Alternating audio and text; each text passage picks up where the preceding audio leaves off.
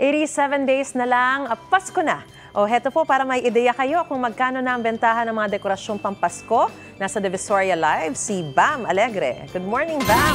Nagmahal ba ang presyo ng mga pamasko? Maris, good morning. Life hack.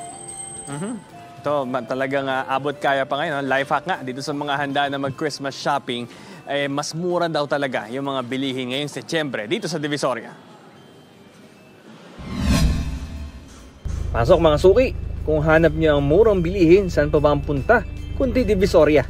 Tip ng mga tindera roon, mag-early Christmas shopping na dahil habang papalapit ang Pasko, nagmamahal na rin ang presyo ng mga bilihin. Kasi pag September pa lang po, mababa pa po bigay na. Pero pagpasok ng October yan, tumataas na. Makatipid ngayon September kasi pagpasok ng October na yan. Sabado yan, Lunes yan, tataas na kami yan. Balik na kami sa mga presyo namin. Halimbawa sa Christmas tree, sa ngayon makakuha pa ang mga ito sa ganitong presyo. 4 feet, 500 pesos. 5 feet, 750 pesos.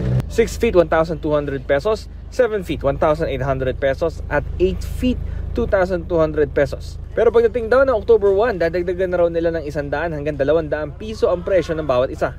Sa ibang Christmas items, makakuha pa ang mga sumusunod sa ganitong presyo.